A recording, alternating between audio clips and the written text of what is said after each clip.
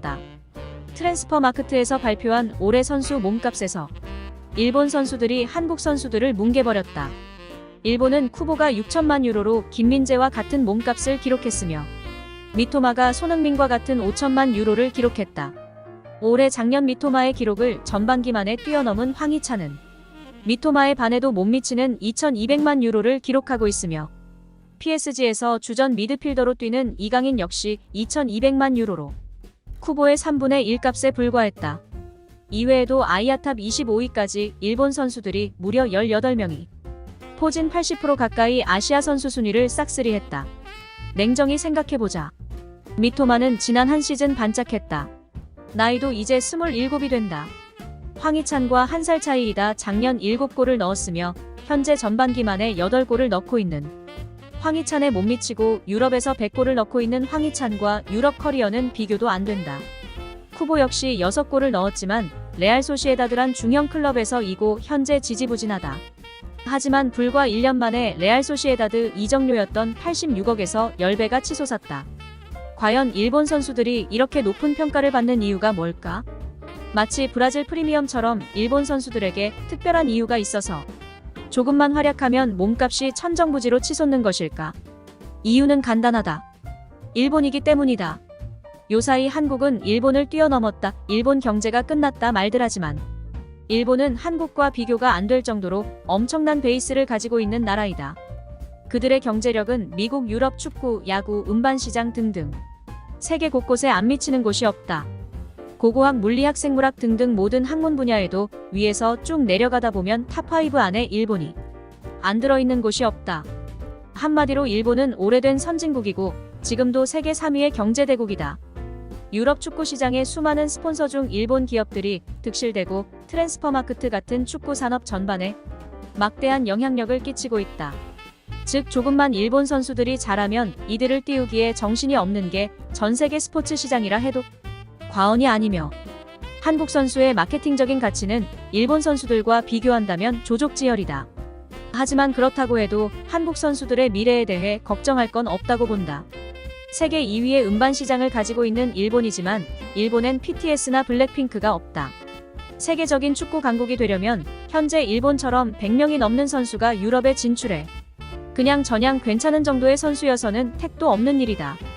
물론 어느 정도 유럽의 중하위권 수준의 팀을 구성할 수는 있겠지만 브라질, 독일, 프랑스, 이태리, 아르헨티나, 영국, 스페인, 네덜란드, 크로아티아, 우루과이 등 세계 탑클래스의 축구 강국이 되려면 유럽에서 뛰는 선수가 많다는 걸로는 어림도 없다. 생각해봐라. 유럽 국적 선수는 다 유럽에서 뛴다. 일본에서 유럽 5대 리그 선수가 20명 있다면 유럽 웬만한 국가 선수들은 수백 명 많으면 수천 명이 유럽에서 뛰고 있다. 자, 이 국가를 한번 보자. 노르웨이다. 노르웨이는 알다시피 월드컵에도 거의 진출하지 못하는 유럽의 전형적인 축구 후진국이며 변방이다. 노르웨이의 스쿼드를 본다면 맨시티의 엘링 홀란드, 도르트문트의 율리안, 나폴리의 웨스티그로, 아스날의 웨데고르, 사수올로의 마르쿠스, 마인츠의 올센, 벌리의 베르겐, 프랑크푸르트의 하우겐, 벤피카의 프레드릭스, 셀타비고의 라르센 등등이다. 그야말로 일본과 비교도 안 되게 5대 리그서 주전을 차지하고 있는 선수들이 즐비하다.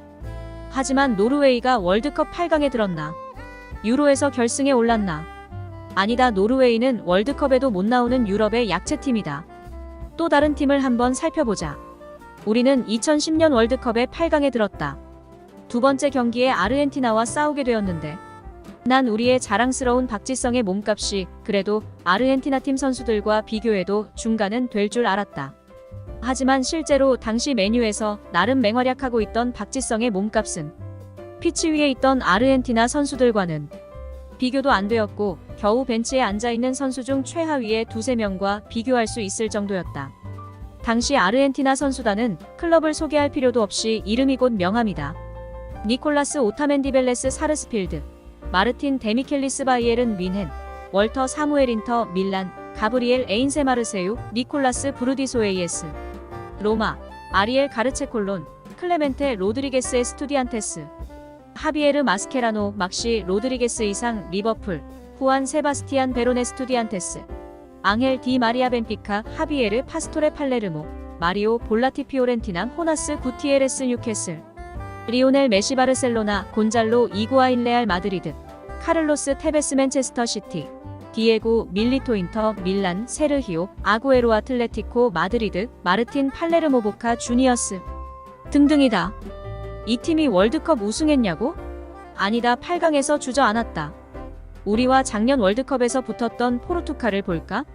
디오고 코스타 포르투, 조세 사울버햄튼 원더러스, 후이 파트리시우 AS 로마, 디오고 달로트 맨체스터 유나이티드, 주앙 칸셀루 맨체스터 시티, 다닐루 페레이라 파리 생제르맹, 다비드 카르모브라가 도밍고스 두아르트 그라나다, 페페 포르투 누누 멘데스 19 파리 생제르맹 하파엘 게헤이로 도르트문트, 주앙 무티뉴 울버햄튼 원더러스, 주앙 팔리냐 스포르팅 후뱅, 네베스 울버햄튼 원더러스, 베르나르두 실바 맨체스터 시티, 브루노 페르난데스 맨체스터 유나이티드, 마테우스 누네스 23 스포르팅 비티냐 22 포르투, 윌리엄 카르발류 30 레알 베티스, 오타비오 포르투 곤살루 게드스 발렌시아 하파엘 레앙 AC 밀란 히카르두 오르타브라가, 크리스티아누 호날두 맨체스터 유나이티드, 안드레 실바 라이프치히 디오고 조타 25 리버풀 등이다.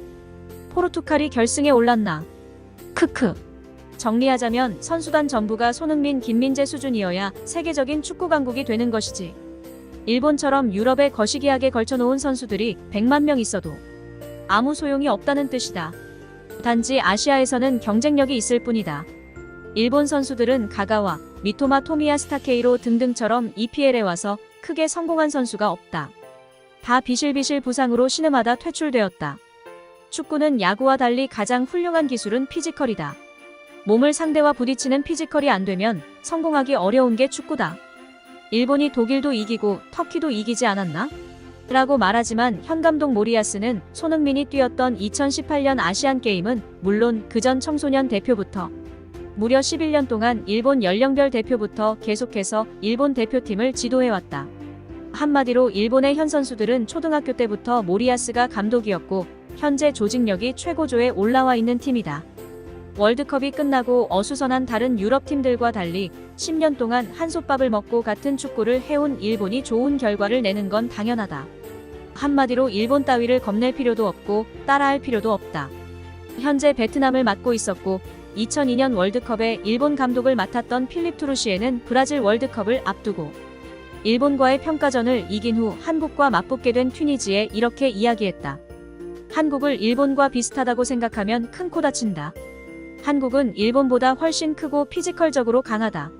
마치 아시아의 독일이라고 생각하면 되는데 대단히 거칠게 도전해오고 절대 포기하지 않는다.